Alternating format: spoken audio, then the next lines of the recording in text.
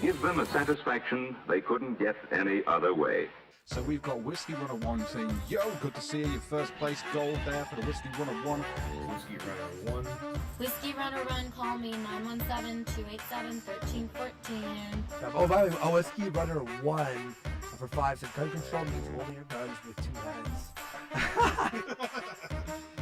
See, let's go. Whiskey Run Runs out there in the chat, man. I haven't seen your name before. Thank you for joining us today. I hope you move that fucking hooch across whatever state line you have to while you're running that Whiskeyrunner1, you motherfucker, you! First place gold there for the Whiskeyrunner1. Whiskeyrunner1. Whiskeyrunnerone, call me 917-287-1314. Oh, by the way, a Whiskeyrunner1 for 5 said gun control means holding your guns with 2 hands.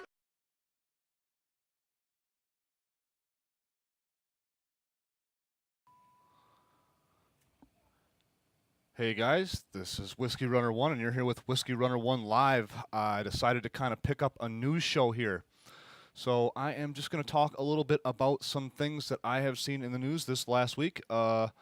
Things are looking pretty good in the classic gaming industry. There's a lot going on right now.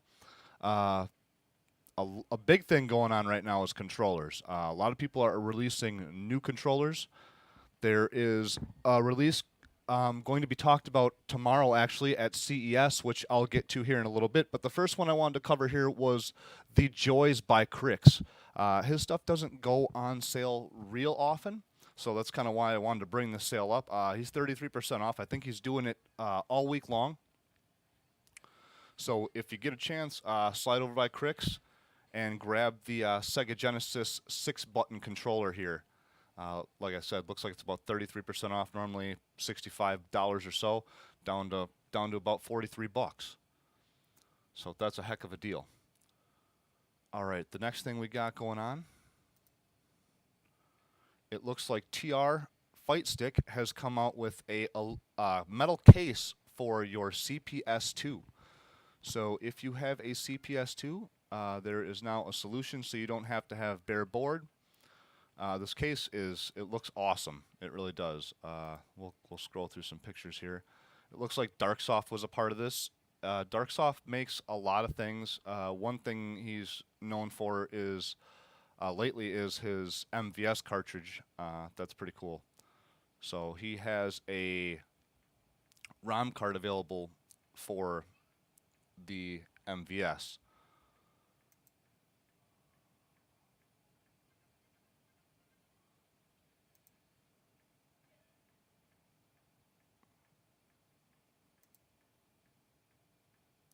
So I'm not really into the CPS2 stuff too much. I'll probably get into it as time moves along.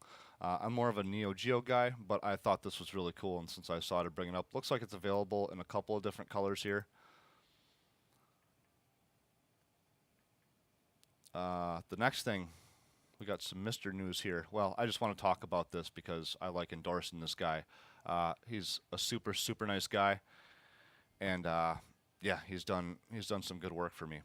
So Pork Chop Express is how you can find him on Twitter, and he has a shop called Mr. Add-ons. He does daughter boards for the Mr. Project, and he also does SCART cables for the Mr. Project. I do have the SCART cable. I've used it on multiple things, and it works great. The USB board I do have, that is a powered USB hub, and it works very well. I also know somebody else in the chat probably that could vouch for that same deal.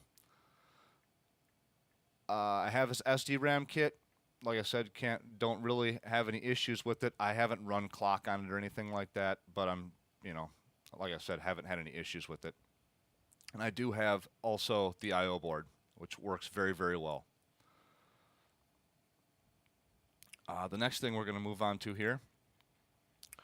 So Smoke Monster on his weekly streams keeps on recommending that people buy this gamepad for the fact that it, I believe, was some sort of betting gamepad, and it basically allows you to.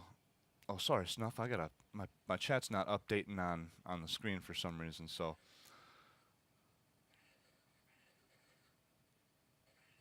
Oof. So anyhow, it looks like there's a number pad here for betting, and what Smoke Monster says is that the extra buttons are good to navigate through the menus and things like that. But I think this controller has an excess amount of buttons. I don't think that you need that many buttons just to navigate through the Mister's menus. So also the price of this thing is like $70. And as far as I know, the only place to get them is from Japan. So availability isn't great. The price is high, and it's almost too much. So what I've found that might be a good solution, I've actually ordered one of these up, and I'm going to test it this week later, is the Konami Super Famicom controller. It gives you 5 programmable buttons instead of all of those number buttons. And it's essentially pretty close to the same thing. So it's $25. You can get them in the United States. So they're more readily available. But I just wanted to point that out for people who were possibly looking at getting the NTT pad, because I just think that is way, way overkill. So we'll yeah, I'll let folks know probably in the next one of these shows if the Konami pad was good, if the programmable buttons worked as intended. I do have one pigtail extension for my Bliss box to go straight to an NES, a factory NES controller, so I'll give that a shot. Yeah, are you talking about the NTT? Yeah, I couldn't see Snuff paying that much money for that controller. It's just, what are you really getting besides all those buttons? I think if you are using it for its original intention, which is betting, I think that it might be a good thing, but I don't think that in this circumstance that I think it's overkill. So I'm going to try out the Konami one, and we'll see what happens with that. I'll get back to you guys and let you know. The next thing I want to talk about, Streets of Rage 4. So we've been seeing a lot of screenshots, a lot of pictures, even a little bit of gameplay to the new Streets of Rage 4 game. Looks pretty interesting to me. I'm pretty geeked because I've always been a Streets of Rage fan, except for I really didn't care for number 1 that much. And yeah, so this is a promising project. Obviously, you can see this tweet is from Sega, so this is legit. And yeah, stay tuned for more info on the Streets of Rage. There's been a lot of talk about the Wii Shop closing. The Wii Shop will be closing at the end of this month. So if you have any credit left over, you're going to want to spend that before the end of this month. They are currently done selling any Wii point or any credit for the Wii Shop, so you obviously can't buy anything there and try to get anything anymore. They've stopped. I think that was done in quite a while back. And so now you're just using whatever points that you had left over. If you got anything left over, obviously use it or you're going to lose it. So, indeed, rip Wii Shop. It's a sad day when you see anything like that close. It's like when the OG Xbox Live lost its online support, when the Dreamcast lost its online support. When these things die, it's just, a small piece of you, it feels like, goes with it. You lose a little bit of your retro self. So I'm sure there's gonna be ways around doing all that kind of stuff anyway. So if there's not already, I am not. The Wii is the one console that I am missing at this point in time. It's the one on the shelf that I want that I don't have. So I'm gonna be that'll be one of my next projects here. GDMU He is going to not be doing any pre-orders on the Phoebe, like he had mentioned about a month ago, I think, at this point in time. It sounds like some personal things got in the way of that. He's thinking about maybe doing a Phoebe order at the end of January. So stay tuned for that, but the one that was going to happen, I think, this Saturday has been canceled. So if anybody was in line for a Phoebe and watching this, don't waste your time trying to stay up late on Sunday night or get up super early on Saturday morning. I'm sure if anybody here has ordered a GDEMU for the Dreamcast, you know what I'm talking about. I don't think that the process could possibly be any tougher, should I say? But you know, that's between the man and the guy who's engineering it and his IRL stuff. You know, he can only do what he does, and I understand that this is not his full-time gig. So yeah, if you're looking for a Phoebe or anything for that matter, it won't be happening right now. He's all backed up with other stuff. So look for stuff at the end of January. Oh, Castlemania. Ryan has been tweeting out for the last couple days now about trying to get everybody all geeked up about these controllers that were supposed to be, I don't know if they were supposed to be released or if they were supposed to be announced in November, but it didn't happen. And if you go back to November, where actually maybe October, where they said they're going to say something in November, if you go back and read the tweets, people are not happy. They were pretty pissed, as a matter of fact, that they got bamboozled on that. So, but now Retrobit, and this is where the CES stuff comes in, now Retrobit and Castlemania Ryan here are saying that they are going to be making an official announcement at CES this week. So apparently I think the panel is tomorrow for that.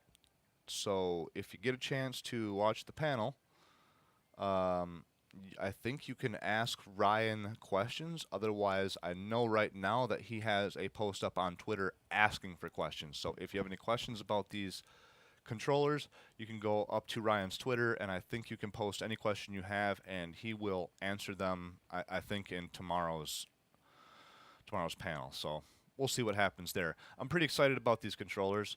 I think I've heard rumors that there's going to be some Saturn stuff available, and that these are going to come wired and wireless. So that's a plus. I really do hope that they do make some sort of wireless adapter for the Sega Saturn, because these controllers would be awesome to use on the Saturn, I think.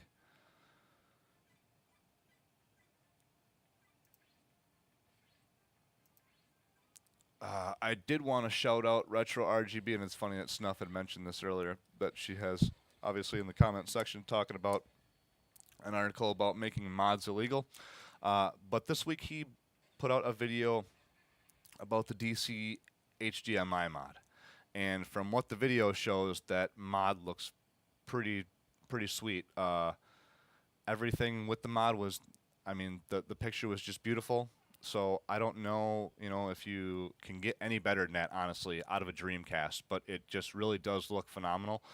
It's $150 from his store. I think right now there's just a pre-order for things. I don't think he actually has any units on hand. So you'd be looking to pre-order here and receive something, I think, in the next couple of months. So that's pretty exciting.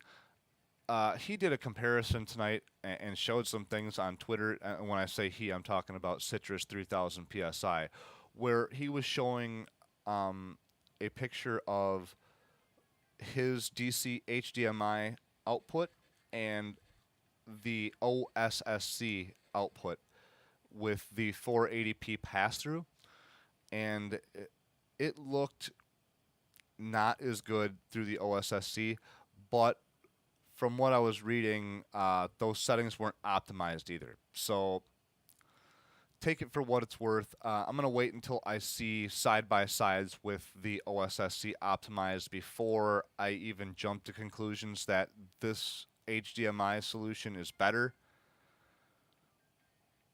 So I guess stay tuned for that, and I'll have more when we have more information on what they actually look like side by side with the settings optimized. Because really, you can't evaluate the OSSC until you've got all the timings and things like that correct, because that's half of what the OSSC is poking around at settings until you get things right. I mean, you know, you got guys like Firebrand X that have went through and done as much as they could, and you know, and then also released all that information out to the public so that it's free for everybody to use. So if I was Citrus 3000 PSI, I would have at least went on Firebrand X's site and pulled down his profile for the Dreamcast and put it on so that he had, at least it was trying to compare some, you know, not apples to oranges. So, oh yes, Snuff, I did see that video today. I thought that was cool as hell. And I didn't get a chance to look at that video of the person who made it to see if it was something that was feasible, because if you're talking about 3D printing all of these cases and things that you need to make that work, to make the screen like part of the PC Engine, I've seen some things 3D printed, and unless you got a real nice 3D printer, and even in some cases then things are still really rough. The edges are not nice, you know. But like I said, I haven't watched that how it's made video yet. Trust me, I will be getting into that, and there will be just some discussions on that. So stay tuned for that. We might talk about that a little bit later too, but I didn't have it in the show today because it came up this morning, and yeah, I was running like heck tonight trying to get this thing done. So. All right, the next thing is Video Games New York is bringing the Omega Entertainment Machine back in stock. If you're unaware of what this is a Neo Geo MVS that is consoleized that looks like an AES. So, high price tag, like everything Neo Geo. But actually, this isn't bad, because when these go out of stock, if you want to buy them on eBay, they're right around $1,000. So. And these won't be in stock long, I can tell you that for sure.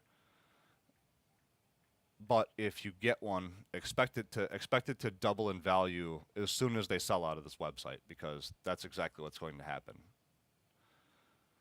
I was thinking about getting one. I would have to sell a lot of my current Neo Geo stuff, which is fine. I mean, I have so many doubles of things that it's honestly ridiculous. So I probably should get rid of some of it.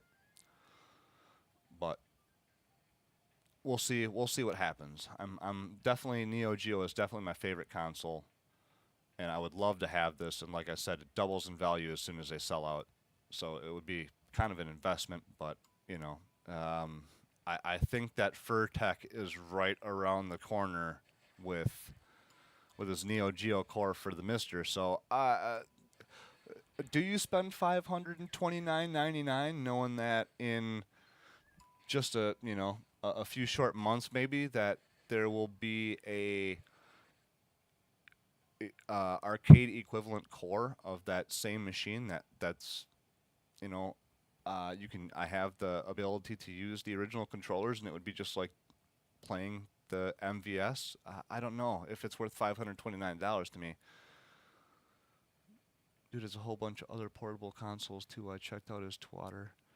After I watched the video, I'd like to try one of them. I think it includes the original case for the PC Engine. Okay, that might not be bad then. I'm definitely going to check into that, and maybe if it's something worthwhile, because I did see that also when Mad Little Pixel was looking at that stuff. It looked like everything was in Chinese or Japanese I think is what it was. So it might be potential to make some new videos in English. So that might be something to think about. And here, last but not least for tonight, it looks like Tyndall.com. I was unaware of these guys until they came across my Twitter feed earlier from Jose Cruz. And it looks like these guys specialize in all sorts of Game Boy carts. This specific one here is for backing up ROMs, I think it is, and restoring saves. But when I scroll down here, they have a 2 meg flash cart for a Game Boy. They have 32 KB flash cart for. They got all sorts of stuff here for Game Boy. I think there was Game Boy Advance and Game Boy Color stuff here. So it looks like everything today just came back in stock. So if Game Boy, yeah, it says here, this is pretty much the things they support: Game Boy, Game Boy Color, and Game Boy Advance. So if this is something that you guys are into, Game Boy stuff, I would definitely give these guys a look over. Prices look reasonable. I would totally spend that. And for the Game Boy 2 meg 128 KB SRAM flash cart, you're talking $28. So I don't think that's a bad deal at all. Looks like it comes with a little case here. So this is kind of a sweet deal. And I don't know, for $28, a guy might just grab one of these just to try it out. That's not too bad at all. Comparing to, of course, you know, like the Neo Geo Pocket SD, which is $70 plus I think another $10 or $12 in shipping from the UK. So you're also going to wait for that for a while. So these really aren't too bad at all. So this was my first show I had for you guys. I didn't have a whole lot planned. This is about 20 minutes or so of material. I just wanted to see if it would draw people in. I'm going to see if it keeps people watching or not. I'm probably going to put it up on the other channel just to get traffic over there to try to come over here. And yeah, I appreciate you guys watching. So this is the backup channel for now because I'm on a 90-day timeout from my normal Whiskeyrunnerone live channel for, you know, playing cartoons or what the fuck ever. Yeah, so I've been doing my live streaming over here. I've been uploading videos over there. Everything goes to stream.me. So if you really like to check me out, you know, you can get me over there too if you're not a YouTube fan. You can find me at Twitter, Whiskey, RUNNRONE. Yeah, that's about all I got for tonight. Snuff, she says, the same person who made that also makes the cart that turns your stuff into a wireless controller. I was unaware of that. That sounds like a pretty cool deal. I wonder if that's in this pile of stuff down here. Doesn't look like it, but I wonder if it's not in stock right now or something. They were really pushing this stuff hard today, so because it just came in stock. So I'm wondering if they didn't push that not so hard because it's not in stock, or I don't know otherwise why it wouldn't be listed right on the site here, because that sounds genius to me. That sounds like an awesome thing. So, alrighty folks, that's all I had for tonight. So, I guess we'll see you next time.